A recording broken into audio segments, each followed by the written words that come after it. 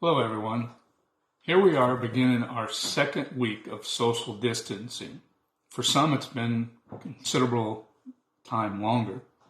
Some of us are practicing this out of our respect for our leaders and following best practices to help not spread the virus, while others are doing this simply out of fear. I was listening this past week to Max Lucado, and he gave us what I felt was some great advice.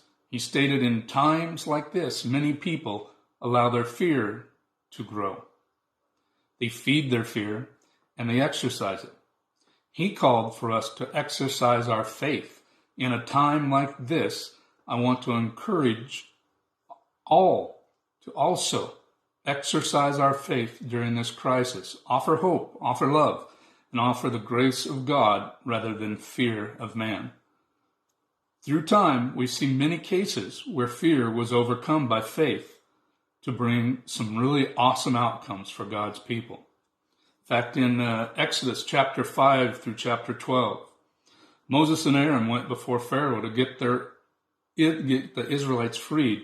No matter what they did, Pharaoh denied them, and his heart hardened, and he denied them of their freedom. Through their unshaking faith, they were eventually allowed to leave Egypt to pursue the Promised Land. And in Joshua chapter 6, God gave the mighty city of Jericho to the children of Israel through their faith. God told them what to do. They did those without any wavering faith. And if they did this, God would give them the city. And we know that he did. The children of Israel marched around Jericho without raising a sword for 7 days, and on the seventh day the walls collapsed and the city was theirs.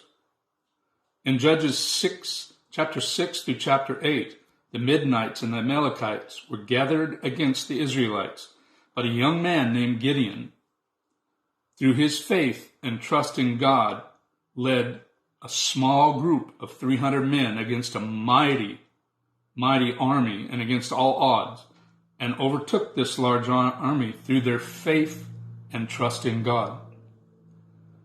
And in Samuel chapter 17, the Philistines brought their champion Goliath to battle with the Israelites. King Saul and all of his mighty warriors for 40 days trembled with fear as Goliath mocked and challenged them, but no takers were to be found amongst Saul and his army.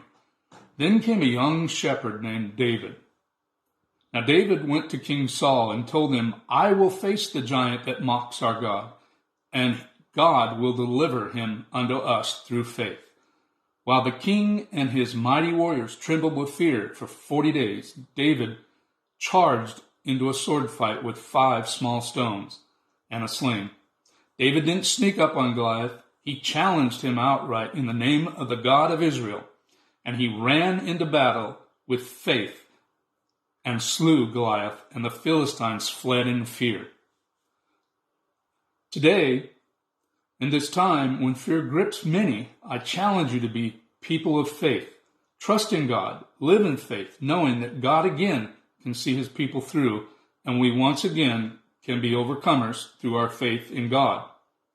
In Romans chapter 1, 16 through 17, he says, For I am not ashamed of the gospel of Christ, for it is the power of God unto salvation to everyone that believeth, to the Jews first and also to the Greek. For therein is the righteousness of God revealed from faith to faith, as it is written, the just shall live by faith.